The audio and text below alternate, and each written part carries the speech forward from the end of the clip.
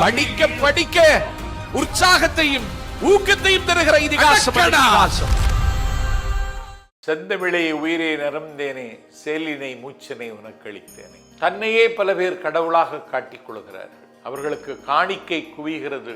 அவர்கள் விமானத்தில் சஞ்சரிக்கிறார்கள், காவி உடுத்திக் கொள்கிறார்கள். இப்படி ஒரு சாமியாரை போல காட்சி தருகிற ஆசாட பூபதிகளும் அம்பல குடுக்கைகளும் அங்கெங்கனாதபடி எங்கும் இன்றைக்கு நடமாடுகிறார்கள். இவர்கள் தான் தவம் செய்கிறவர்களா? அவனல்ல தவம் செய்கிறவன். உற்ற நோய் நோய்ந்தல் உயிர்க்கு உருகன் செய்யாமை அற்றே தவத்திற்கு உரிய என்றான் வான்புகள் உள்ளவர். எல்லா துன்பங்களையும் தாங்கிக் கொண்டு எந்த உயிருக்கும் இந்த நாட்டில் ஏதாவது ஒரு வகையில் உத்தரவாதமாக எவன் ஒருவன் இருக்கிறானோ அவன்தான் தவசீலி, அவன்தான் தவம் செய்வதற்கு தகுதி உள்ளவன் என்று வான்புகள் வெள்ளவன் அன்றைக்கே இந்த கபட வேடதாரிகளினுடைய முகமூடியை கிழித்து தொங்க விடுகிறான். இதை நீங்களும் புரிந்து கொள்ள வேண்டும், நானும் தெரிந்து கொள்ள வேண்டும். நாளை சந்திப்போம், திருக்குறளை சிந்திப்போம்.